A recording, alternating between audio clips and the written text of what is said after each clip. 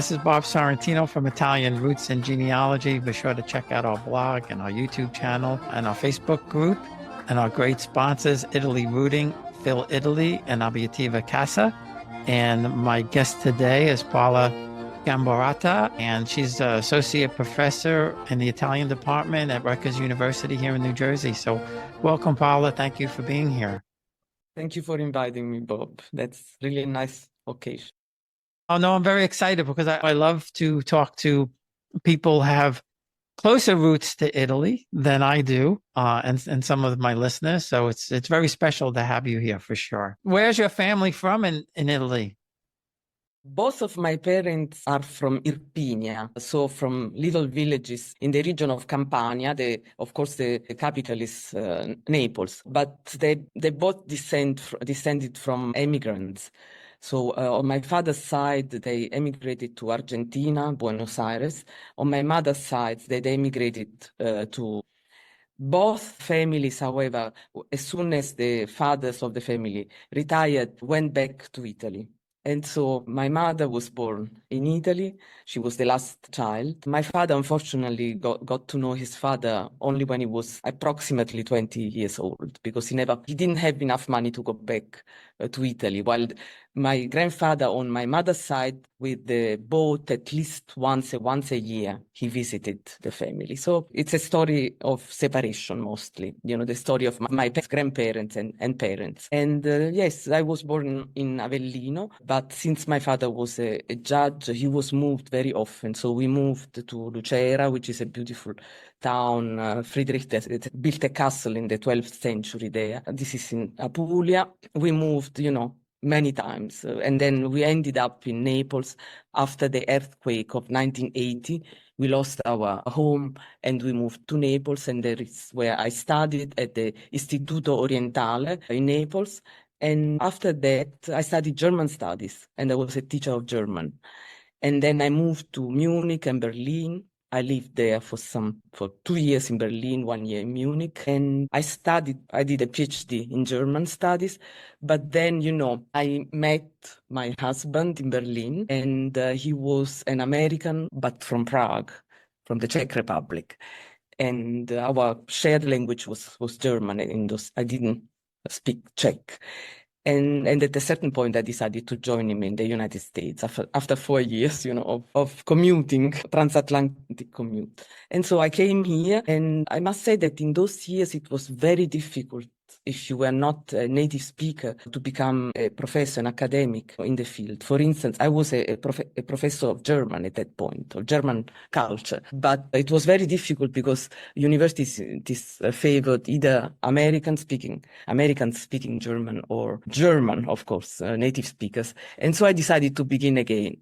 And I studied Italian literature here at Yale University, so to have more chance, to find a good position. And then, as many academics nowadays, I became a little bit of a nomad. I taught at different universities at Penn State. Then I taught at UConn. Then I taught at Harvard, and now I'm teaching at Rutgers. It's been now since 2007. So I've been here in New Brunswick, in New Jersey, for a long time. And it's funny. I never been to Rutgers until I came, back in was it February, I think. And we lived in New Jersey for like 15 years. Then we lived in Florida for a while. We came back. We've been back 10 years. Never been to, and I was never to Princeton until just a little while ago. My friend Tony took me to a wine tasting in Princeton. Both towns are really, really nice. And we were sampling the Sorrentino wines in Princeton from Vesuvius. Have you sampled the wines from the area around Avellino? Only when we would only. Greco di Tufo, Taurasi. This is an incredible, good wine. Now there are, Mastro Berardino, for instance, exports a lot, but there are lots of good brands, of this wine. We have to. Tony he's a wine expert. He's been doing this 50 years. So we've started a YouTube series. We're going through all the regions of Italy. We haven't hit Campania yet. I guess we'll be there in a few weeks. And he's just got so much knowledge about wine. There's so much to know about wine. And yeah, Yeah, Unbelievable.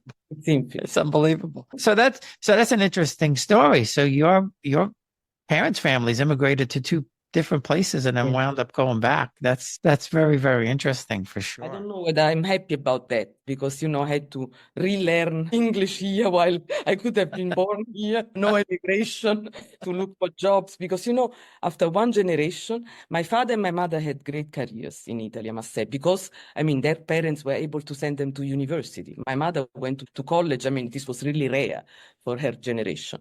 But as you know, immigrants really care for education. So, but then, we have four children and we all emigrated again because in Naples there were in the south of Italy, as we know, there is high unemployment, 21%. It's a high unemployment rate of unemployment. And so, we live all, my brother is a professor of physics in France. My sister is a doctor in Milan. The other sister is a lawyer in Trento, in the Alps, not Mhm. Trento, but Trento in Italy. So we are all, there is a new diaspora now. It's. Yeah. And I think I mentioned to you when we met the first time that my um great great grandfather, no, was it my great let's see, my great grandfather, uh he was he from what I saw from a newspaper article in New Jersey, no less, in 1923 or something like that.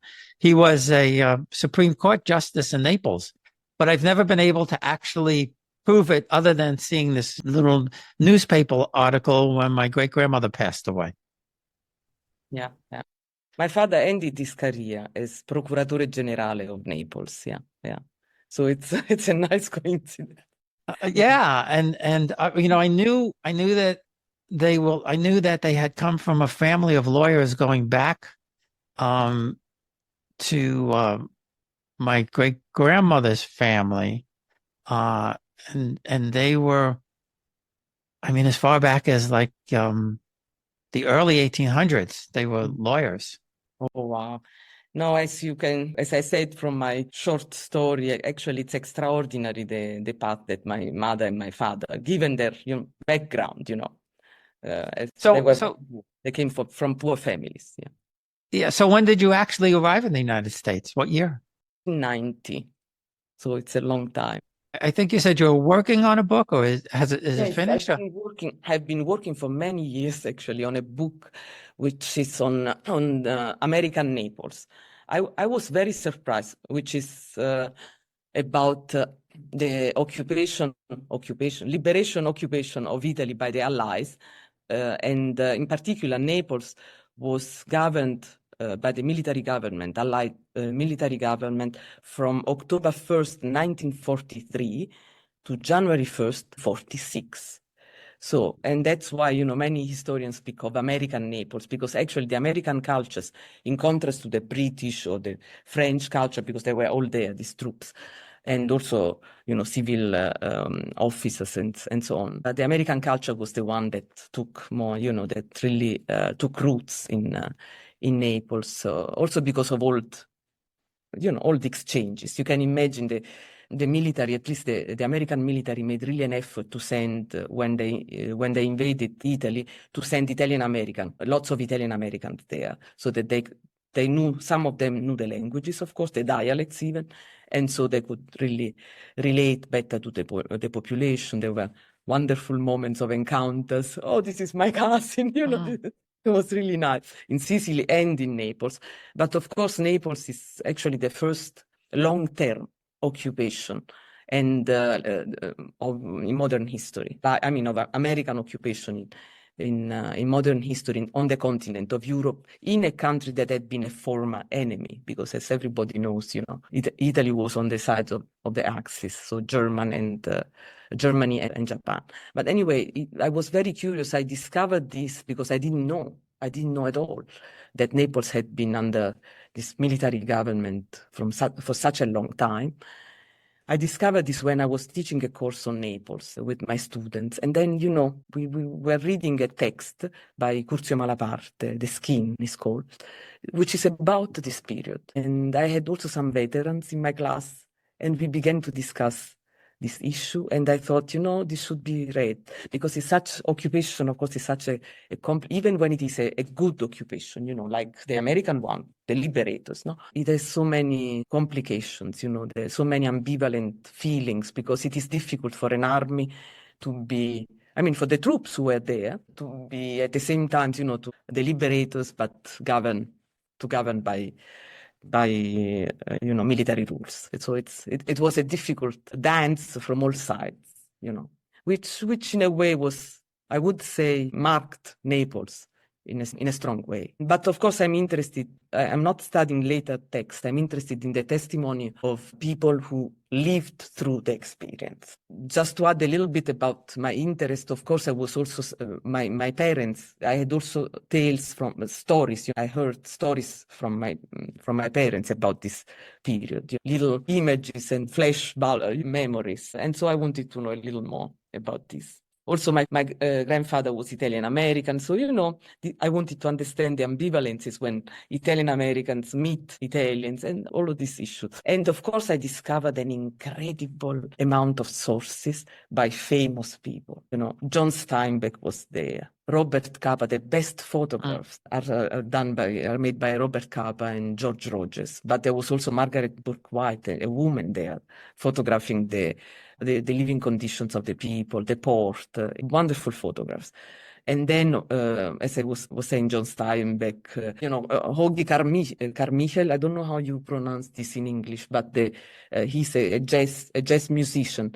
And he wrote a song, I Met Her in Via Roma, because of course the most typical, the stereotype about the occupation were the signorine, no? Because everybody was trying to make a living, and unfortunately that's the dark side of the occupation in Naples. There was a lot of prostitution, and this became also a little bit of, on one side a joke, on one side a tragic situation. So it's a very, how can I say, it's a story that I think it's worth telling because of the density of these feelings and the kind of interactions that happened. And I decided to tell the story. But as I said, I went into three archives, no, many more. In Europe, the Imperial War Museum in England, then in Naples, Rome, the State Archive. I went to the Citadel here because the general who liberated Naples was General Mark Clark. And he was the president of the Citadel. So all of his papers are there. Then, Library of Congress. The testimonies that I collected, it's a huge archive, a huge database that I now have. And it took me 10 years to have an overview, because one of the things I wanted to do, and then probably you can ask questions because I'm talking too much. I wanted to look at these 3 years that's why it has been taking me so many years, from different perspectives. So I have testimonies from British officer and British, simple soldiers, Italian Americans, officers, generals, intelligence officer. And of course, the intelligence officers were mostly Italian Americans. For instance, Alfred de Grazia, the great economist, he was a young man in Naples, as intelligence. And he was, interrogating people and trying to understand this way there. Or another intelligent person, the Italian American, was, you can ask your friend Ron Garutti, Daniel Assumma. And the family Assumma gave me all the letters that Daniel Assumma, who was from New York City, who was the interpreter at the headquarters of Allied headquarters, gave me, boxes and boxes of correspondence with his mother, with his sisters. And, I went through these boxes just to have other, other kind of testimonies. And Assumma was in his studies. He was a principal of a school. He had studied at Columbia English. And so it's a very, very kind, very, how can I say, informed voice. That's why I like it a lot, because it's very sensitive, how can I say, toward what the Neapolitans were living through. I cannot say the same for many British soldiers who, of course, saw the Neapolitans as enemies, as uncivilized, the Arabs, they called them, or Africans. And so they had a little bit more of a colonial attitude toward the Neapolitans, while the Americans had had a much more open mind, and I said, We'll be right back. Experience Italy like never before, traveling with a scheduled group or create your own bespoke tour with friends with philitaly.co. Pack your bags and follow Phil. That's www.philitaly.co.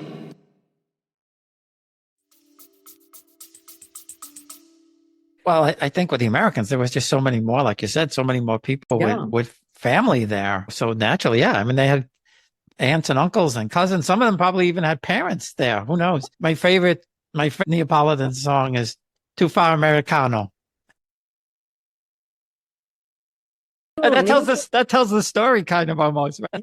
Yeah, absolutely. You know, Naples produced so many songs during the occupation. One was American. I met her in Via Roma with a signorina, but the many were Tammoriata Nera. È nato un creature, è nato nero. You know, it's practically about the relationship between black soldiers, American soldiers, and the Neapolitan women. And so the shock of having a white woman giving birth to a black boy. And there are lots of black Neapolitans, you know, who then some emigrated, some became famous, like James Senese, the great saxophone player and composer, no? Who is now 75, I think. And so, or for instance, Dove sta Zazà? Where is Zazà? Which is also in the middle of a Festa di Piedigrutta, one of the big festivals, song festivals in Naples, traditional from the 19th century. This lady goes lost. Practically, she decides to leave her poor Neapolitan fiancé and probably to move to a more wealthy, you know, soldiers, allied soldiers. Yeah. And, you know, many songs were, Santa Chiara, Monastero di Santa Chiara.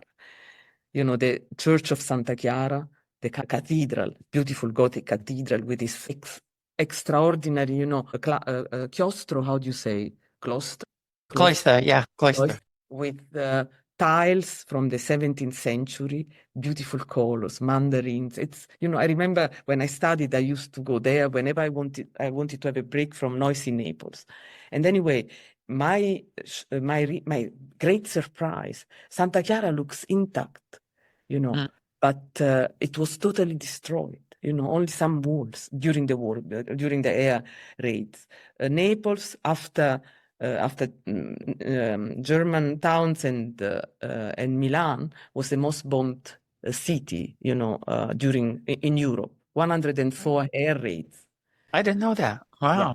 Yeah. So the whole historical center was destroyed, and all the beautiful hotels on the shore, but these were destroyed by the Germans. You know, because when the Italians made the armistice with the Allies, you know, Hitler said, General Scholl in Naples said Naples had to be reduced to ash and slum, how do you say, in dust and ashes. And so, you know, they destroyed all they bomb. I mean, they put bombs. They let factories explode. The most important factories like Italcide, you know, where steel was produced, or so they destroyed all the factories on the coast, all these beautiful hotels, so that when the Allies would arrive, they wouldn't have where to lodge. And this caused a lot of friction with the population, because so many people had to evacuate their own apartments. And of course, they became resentful toward the Neapolitans, because they took over not only buildings like La Reggia di Napoli, or institutional buildings, you know, for barracks, but also private apartments. And since they had in Naples, there was the headquarters and also the government, you know, the Allied government, since until January 1st, 1946, there were so many civilians, I mean, Allied civil officers who were working there, that so many apartments were requisitioned. And this caused a lot of friction with the Neapolitans who couldn't go back home. Yeah, I can imagine.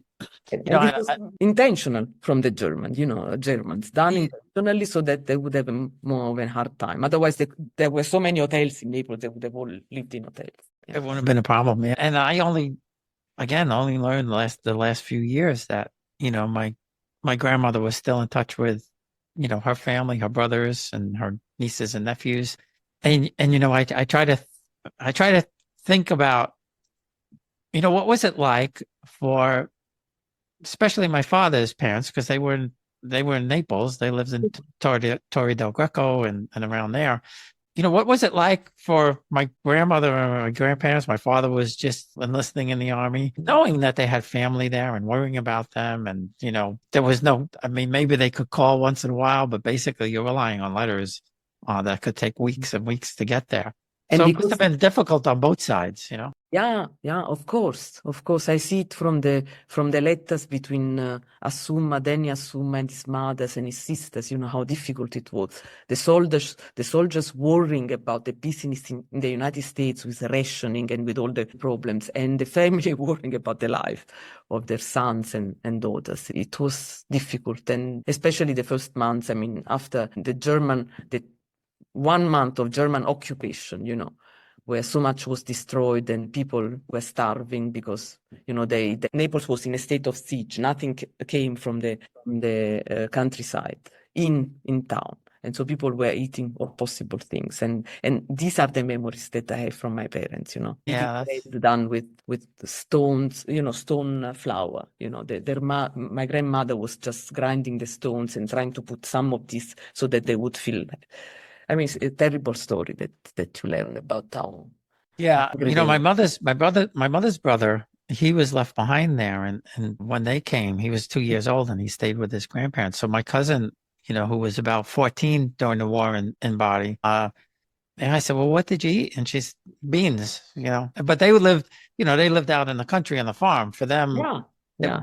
it wasn't probably as much as a problem as it was in the Say cities. that this was a delicacy. Beans or potatoes, they were a delicacy. Usually they began to eat the ration because the Americans loosened up their regulation not to feed the population. They understood that they had to feed the population because the population was starving. And so they had some flowers flown in. And there are stories about pane bianco, the white bread that they were able to eat that are really incredible. There are also documentary films about the first time that these Neapolitans were seeing again real bread.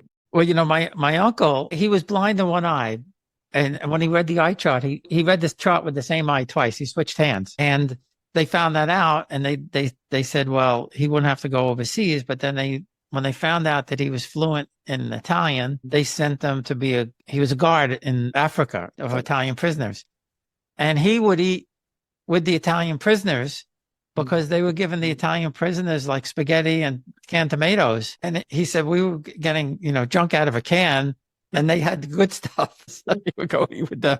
There are bad stories, about the polvere di piselli, these soups that was imported to Italy just to give people something to eat. And this was pea dust, practically, made with peas, green peas. And they called it, this is like colla, this is like glue. I've heard many stories. For instance, the father of a famous publisher, Guida, the house had lots of holes, and he was trying to fill the holes in with this soup, pea soup, because it was like glue. And then after a couple of months, of course, lots of insects came because they were going to eat They were going to eat this.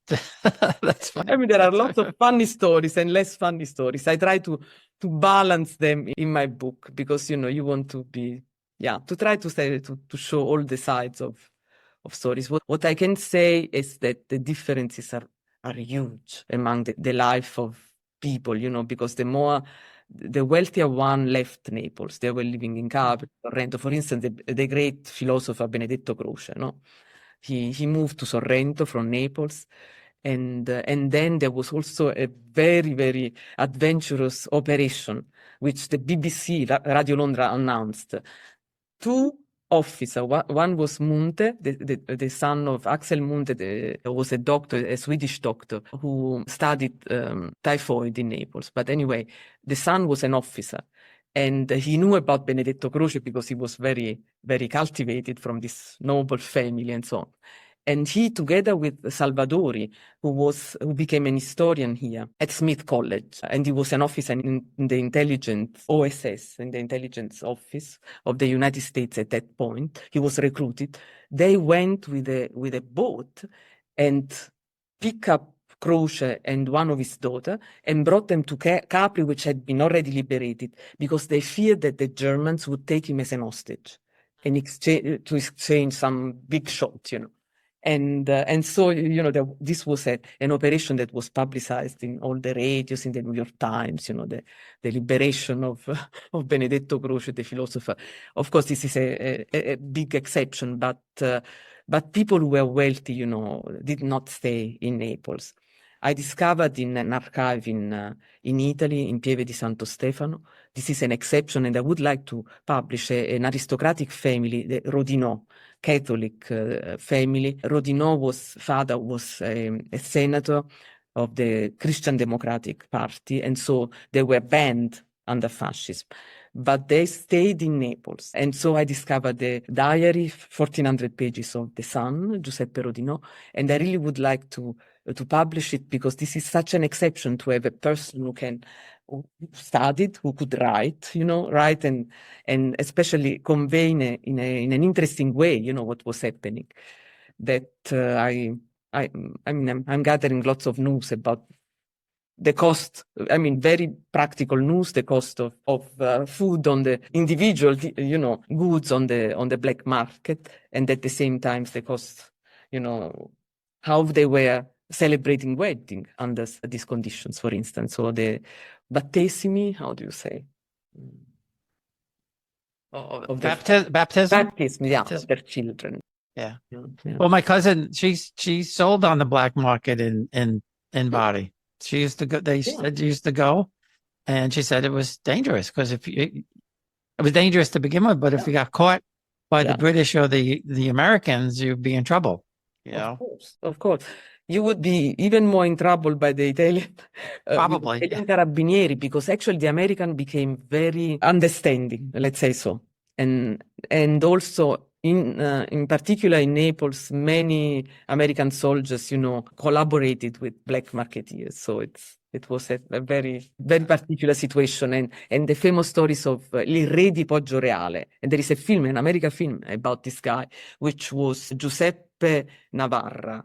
He was a mafioso, and he was the king of this Poggioreale, of this district, because he was able to bring food in the district and distribute not only food but also favors, because he was in contact with Vito Genovese, who was brought by the Americans, by Charles Poletti in particular, the governor of the second governor of Naples, Charles Poletti, brought also Vito Genovese, hoping this American convicted mafioso, hoping to have a bridge, with the local mafia through him, to establish a bridge through him. So it's fascinating. It's fascinating, and I don't think anybody knows about it. So when do you think you're going to be ready to publish? I'm just revising the manuscript, so I hope that next year it's coming. It's a 400 pages manuscript. Different publishers came and say they are interested. And so I hope that next year the book can come out. And I also had the request of possibly doing this PBS series, which is called American Experience. And it's a documentary, the American Experience. Who knows, maybe, we'll do also something for television, a documentary, because it's really, now that I collected so many interesting materials, and many are songs, films, clips, photographs, a book cannot render really the richness of this.